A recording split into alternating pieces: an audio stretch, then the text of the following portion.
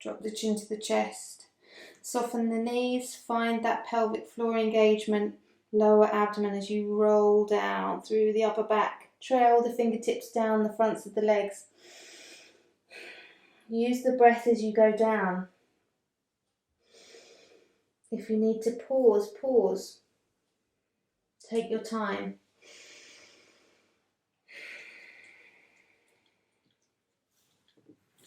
Back into your forward fold. Fingertips to the ground or hands, or maybe your hands are on your legs supporting you, whichever feels best for you. If there's any kind of discomfort in the lower back, I would always keep it in a half forward fold with the spine lengthening. So if this rounded spine feels good for you, great, relax into it. If the lower back feels better like this, feel free to take this option, long spine. Good. So wherever you are, we're going to bring the hands down to the ground and step back to downwards facing dog.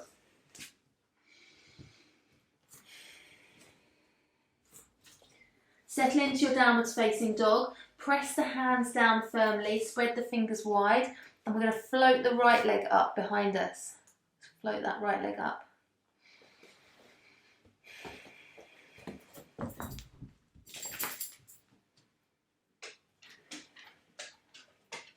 Good. Slowly draw the knee in towards the chest, and then we're going to place that foot forwards between the hands, if that's comfortable to do so.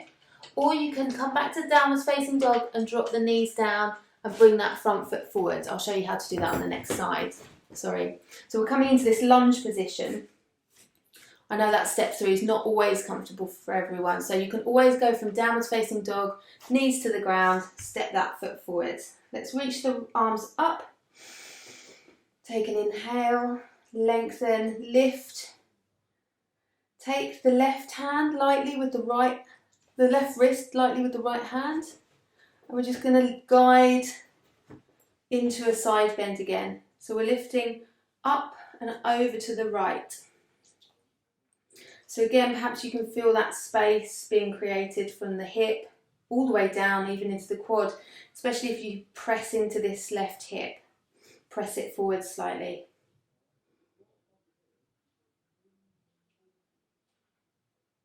Good, and then coming up to centre. We're going to bring the left hand to the outside of the right knee.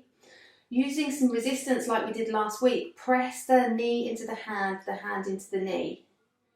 So you hopefully will feel your hip fire up as you do that. Your hip has to start working.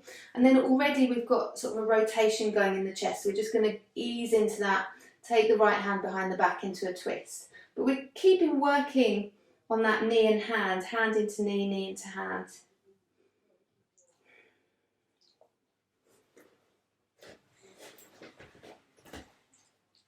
And then unwinding, coming back to centre. We'll bring the hands either side of the front foot. Tuck the back toe under, lift the knee. And then we're going to slowly come up into a high lunge. So just slowly, I know it gets a bit wobbly.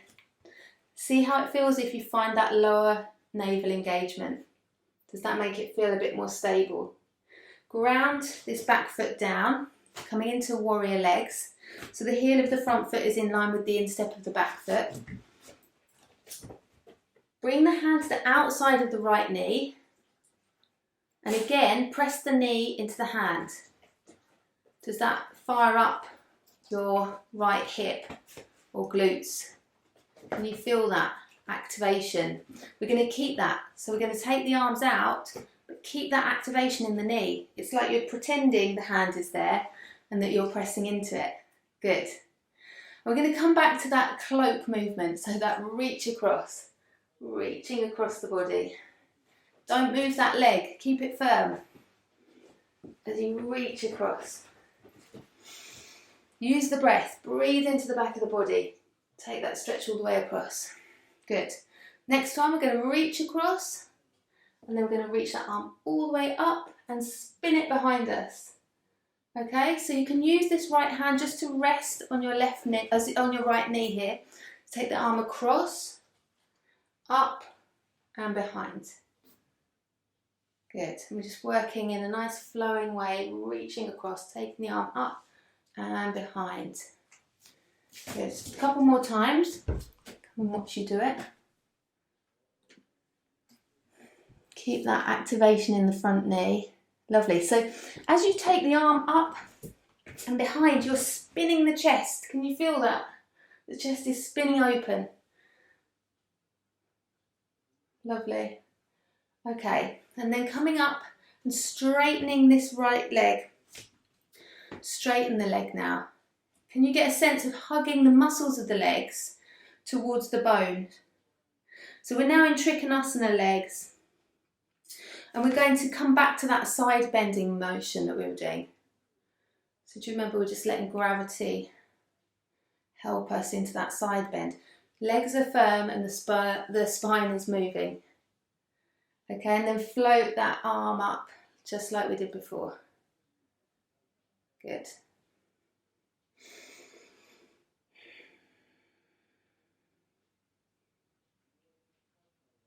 So we're not trying to get anywhere in particular. We're just exploring different elements of these poses without really worrying about the end result. Let's do one more. Side bending, just floating that arm up and over. Good, and then we'll come all the way back up. Let's take the arm across, pivot on the back foot. So we're facing to the front of the mat now. Fingertips down to the ground, knee to the ground. Take this front foot back. I'm going to take it into child's pose. So just sink back to the heels, bring the forehead to the ground. We'll make a pillow for your head with your hands.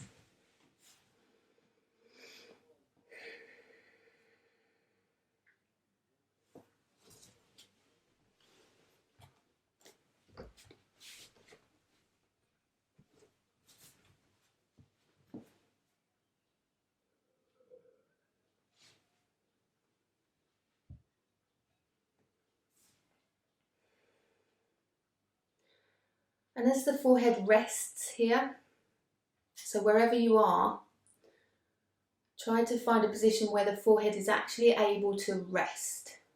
You've got a sense of the forehead weighting into either your hands or the ground. So you've got that sense of pressure on the forehead, gentle pressure. And the chin is tucked in. And as well as allowing the mind, the body to rest, this pose, just notice as well how it has an effect on the mental activity. So do you get a sense of the mind quietening here with the forehead resting on the ground?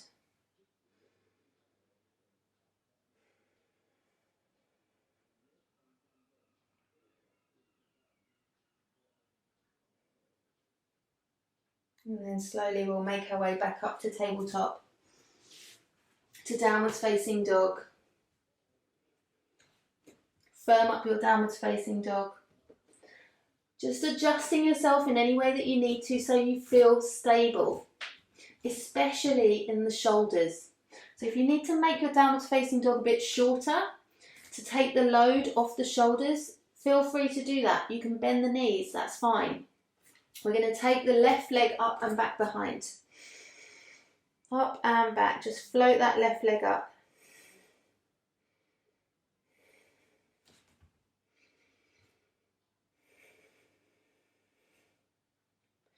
So as before, two options here. You can draw the knee in towards the chest and step that left foot all the way through, or you can bring the left foot back down to the ground and slowly lower the knees down, strengthening all the way, nice and slow, and step that left foot forwards, and we'll all meet in our low lunge position. So knee on the ground, that's great. Reach the arms up, take an inhale, lift, lengthen. Take hold of the right wrist with the left hand and take it over into a side bend as you exhale. Opening up the side of the body, pressing the hips forwards, especially this right hip.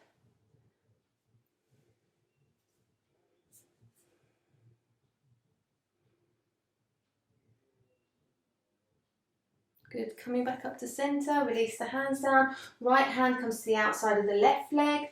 Find that resistance. Press the knee into the hand and the hand into the knee and take your twist. Rotate from the chest. Take the left hand behind you.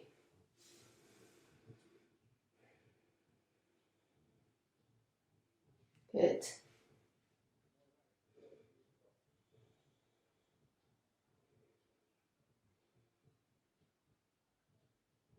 And then unwinding. Fingertips down to the ground. Tuck the back toe under, lift the knee. And then take the hands off the ground. Slowly come up. Don't worry about how wobbly it is. You're strengthening all the way. Use that pelvic floor engagement, lower abdomen. Good. Ground the back foot down. Warrior two, legs. Bring the hand to the outside of the knee. Find that resistance. So in warrior two legs, just check in with your with where your pelvis is, okay? Doesn't have to be, we're not being super strict here, like the pelvis has to be in line with the long end of the mat, but the hips are open here. So we're no longer hips facing forwards towards the short end of the mat. You have opened them out by grounding that back foot down. So that's why this left knee often wants to drop in, because you're kind of working between these 2 points. The right hip wants to drop in, or if you're drawing the right hip out, the left knee wants to drop in. Do you see? So we're trying to find that activity here using our hand. Press the knee into the hand while still opening this right hip out without forcing anything. There's so much to think about, isn't there? Let's bring the arms out. Keep that activity at the knee. Good. And we're going to reach across. Reach across. Legs are firm. Don't move the legs. Use the breath. Open up the side of the body, the back of the body. You can just rest your left hand on your left knee. No pressure. Okay, we're going to take that arm across and up and open out. Can you see how the chest spins as you do that? So that's what we're looking for. That chest spinning with the arm, opening out. The knee stays firm. So it takes work to keep the legs firm as we're moving the upper body around. Good. Couple more.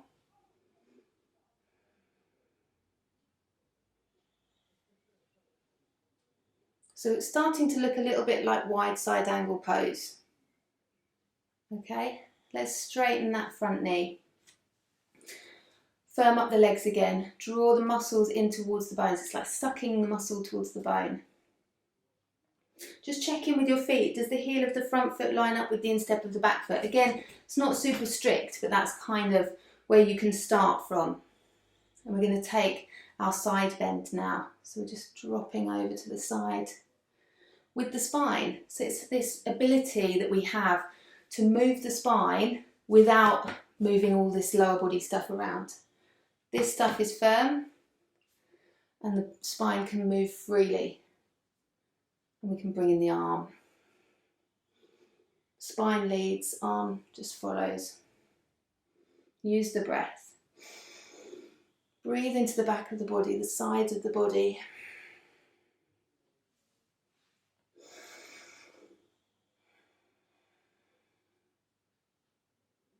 Good. Let's just do one more.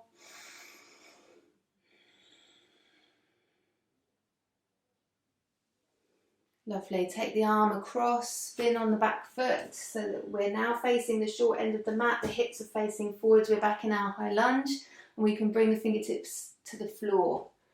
Slower the better. Let's take it straight back to downwards facing dog.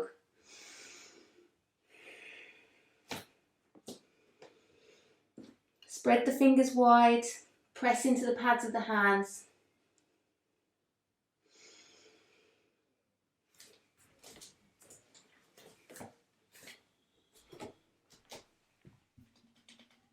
Find the breath.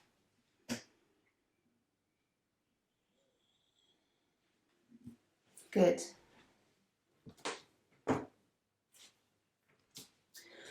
Okay, we're going to slowly draw the knees back down to